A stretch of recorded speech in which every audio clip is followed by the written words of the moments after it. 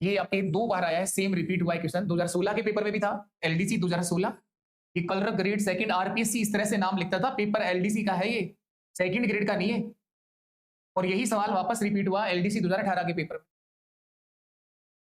P प्रतिशत और Q प्रतिशत के दो क्रमागत डिस्काउंट अगर दिए जाएं तो कितने बट्टे के समतुल्य होगा? तो समतुल्य एकल बट्टा दो, अगर सक्सेसिव डिस्काउंट क्रमागत दो लगातार अगर डिस्काउंट दे रखा हो तो कुल कितना परसेंट डिस्काउंट आपको मिलने जा रहा है, उसका फॉर्मूला पूछ रहा है।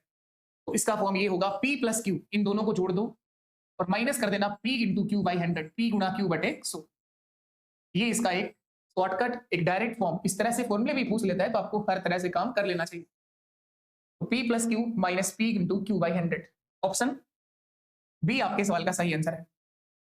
ऑप्शन बी आपका सही आंसर होगा। जैसे आप कहो यदि कोई दुकानदार ये दो डिस्काउंट देता है 10% और 20%, ये कोई दुकानदार दो सक्सेसिव दो क्रमागत डिस्काउंट देता है 10% और 20%, तो इसका समतुल्य बट्टा कितना होगा? समतुल्य का मतलब होता है इक्विवेलेंट, तुलना में समान।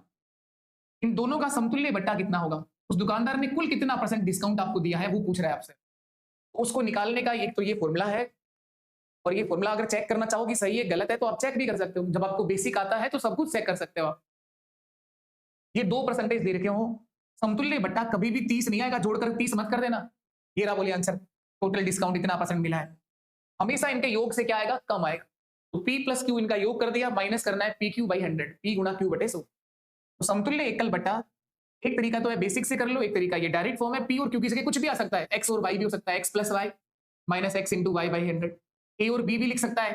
फिर आप कहोगे आपने तो पी क्यू के लिए लिखाया था, पेपर में एक्स वाई भी हो सकता है, ए और बी भी हो सकता है, दो तरह के डिस्काउंट भी हो सकता है, किसी भी तरह से दे सकता है।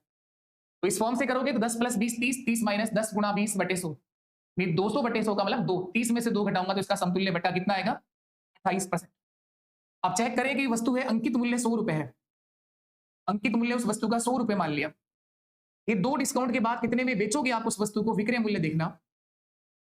100 रुपए की वस्तु पर अगर कोई दुकानदार आपको 10% डिस्काउंट देता है तो आपको चुकाना पड़ता है 90%। 10 रुपए कम हो जाते हैं, 90 रुपए देने पड़ते हैं। अगर एक ही डिस्काउंट होता वो 90 की बेच देता, ये विक्रय मूल्य आ जाता। दूसरा डिस्काउंट एक और मिलेगा, कर्मागत का मतलब होता है अब 90 पर मिलेगा 20%, 100 पर नहीं मिलेगा, 90 पर 20% डिस्काउंट होगा तो 90 का 80% चुकाना पड़ेगा। ये जीरो फिर कट गए। 9 गुणा 8 72 रुपए में बेचे गए। 100 वाली वस्तु को 72 में बेचोगे, कुल कितना कम में बेचा? 28 रुपए। तो समतुल्य एकल बट्टा कितना होगा? 28%। यहाँ जो डिस्काउंट मिल रहा है वो कितना मिल रहा है? 28 रुपए का ही तो मिल रहा है डिस्काउंट। 100 माइनस 72, वो वस्तु का अंकित मूल्य है 72 की बिक रही है,